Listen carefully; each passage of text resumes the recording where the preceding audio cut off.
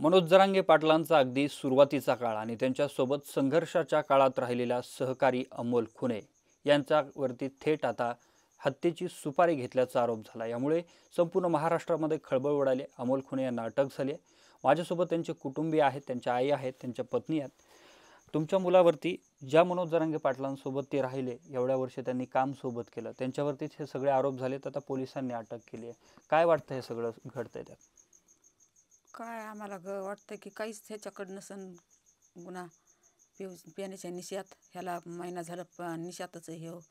संध्याकाळी आला की निशातच राहायचा। आम्हाला घरी बी कोणाला नीट वाकडं असं बोलत नसं, ते आपल्या त्या निशातच राहायचा।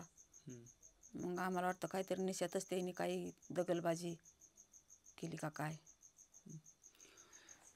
जरांगे पाटलांना तुम्ही चांगलं ओळखत असाल, ते अगदी सुरुवातीपासून काम करत होते, कसं त्यांचं जमायचं? मी त्याने एका ताटात त्यांनी शिळ्या भाकरी खाल्लेल्या आता माझ्या मुलांनी त्यांनी आमच्याच घरी खाल्लेल्या आता असे मी बी मग त्याला जरांगे पाटलाला माझ्या मुलावणी धरीत होते, ते बी मला त्याच्या आईवणी धरीत होते।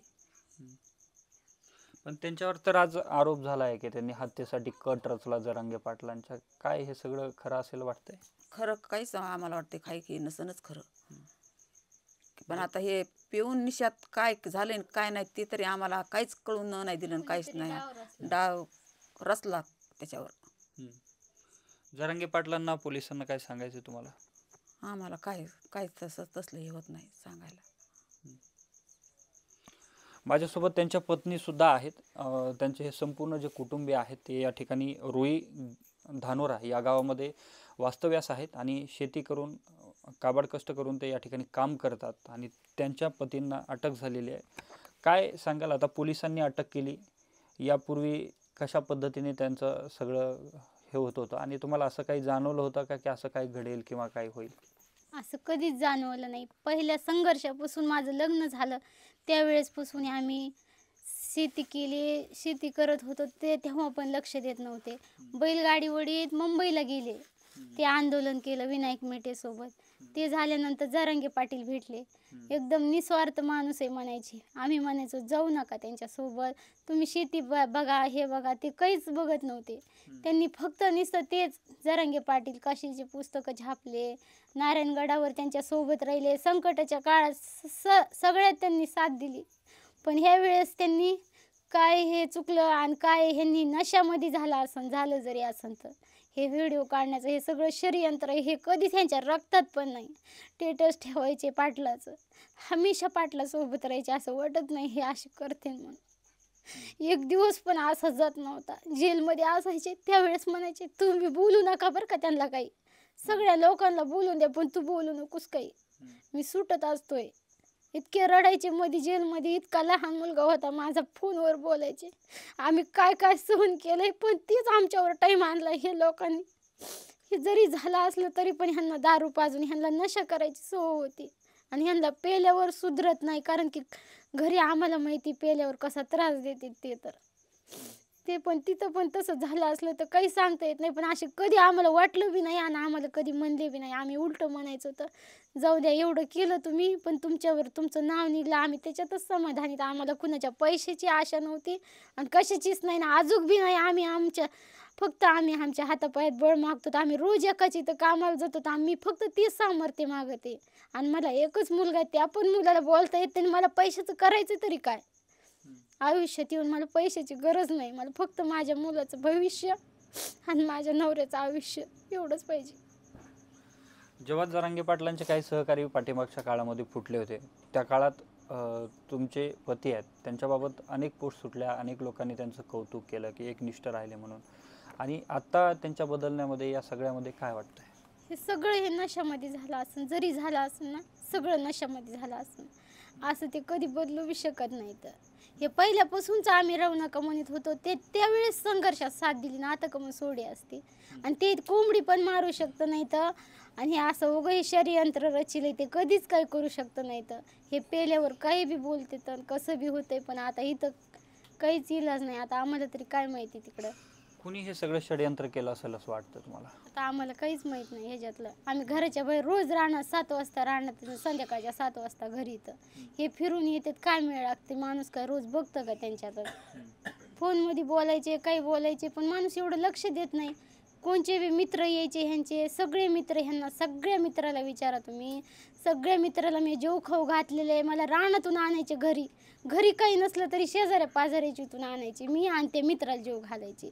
आरक्षण भेटले त्या दिवशी तिकडं आरक्षण करायचे आणि इकडं कढईभर पोहे करून मी चारले मित्राला. पण असं त्यांच्या मनात कधीच नाही आलं. ते किराणा पण घरी आणून देत नव्हते. तुम्ही माझ्या जावाला विचारा, शेजाऱ्या पाजाऱ्याला विचारा.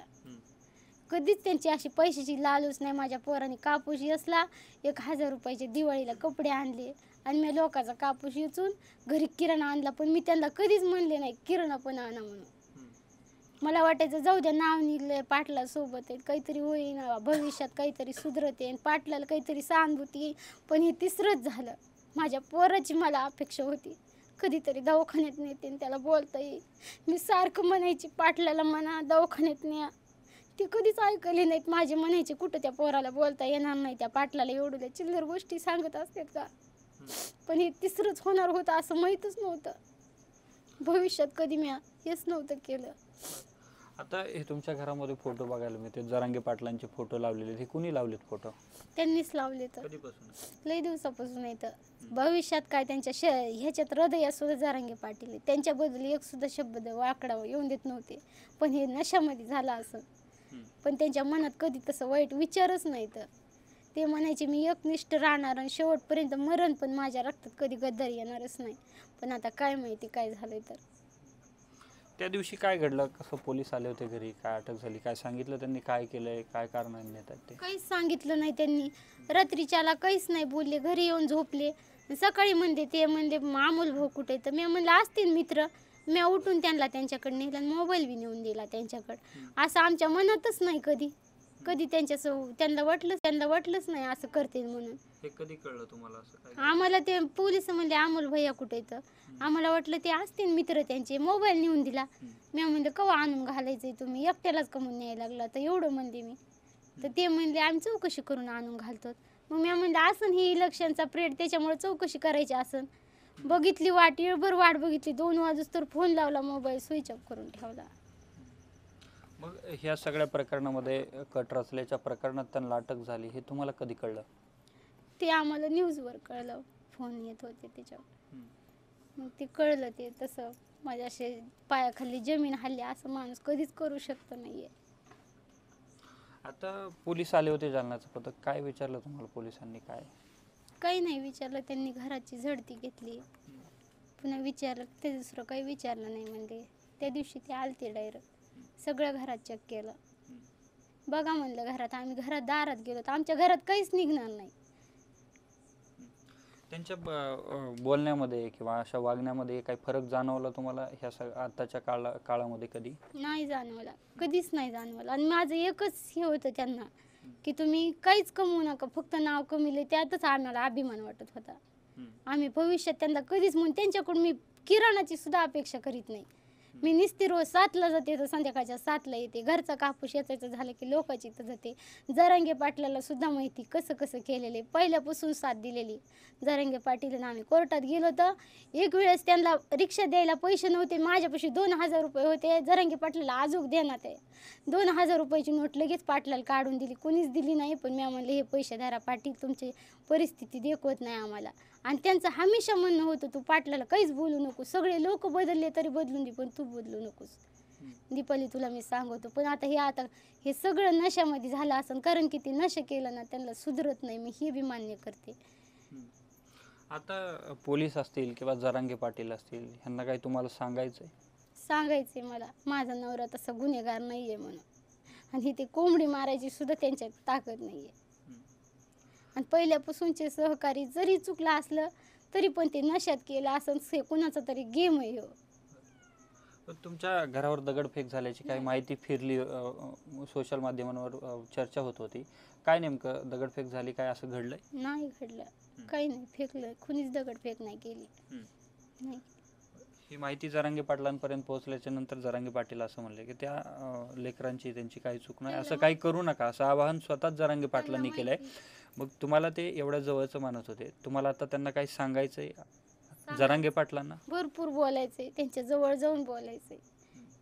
आमची अशी काहीच अपेक्षा नाही आहे. त्यांची अशी मारण्याची तर कधी जन्मत बी येऊ शकतं नाही. ते देव माणूस आहे, त्यांना कशाला मारवत आम्ही. पण ह्या माणसाच्या जे नशामध्ये जर काही नशा करताना हे लोकांनी गेम केला त्याला काय इलाज आहे. पहिल्यापासून त्यांना माहिती कशी साथ दिली अमोलच्या घरच्यांनी. आणि एकतरी विचारा त्यांना, ह्यांना आबू म्हणायचे आणि मला ताई म्हणायचे. हे कुणाला ओळखीत नव्हते पण आम्हाला आज पण ओळखीत आहेत. माझ्या पोराला पण ओळखीत आहेत. तुम्हाला फोटो पण दाखीन मोबाईलमध्ये. ते म्हणायचे अमोल पोराचं बघतो, अमोल पोराचं बघतो. सदा त्यांचं सांगणं तेच होतं. पण हे असं संकट येईल म्हणून असं माहीतच नव्हतं. नक्कीच आपल्यासोबत हे अमोल खुने यांचे कुटुंबीय होते. त्यांच्या आई होत्या, त्यांच्या पत्नी आपल्यासोबत होत्या, ज्यांनी जरांगे पाटलांच्या अगदी सुरुवातीच्या काळापासून सोबत राहून काम केलं. त्यांच्या मनात अशा कुठल्याही प्रकारच्या चुकीचं काम येऊ शकत नाही असं त्यांच्या पत्नीचं म्हणणं आहे. तर हा संपूर्ण एक कटाचा भाग असेल अशी देखील त्यांनी शंका व्यक्त केलेली आहे. कॅमेरामन प्रमोदसह मी अशोक काळकुटे, TV9 मराठी, बीड.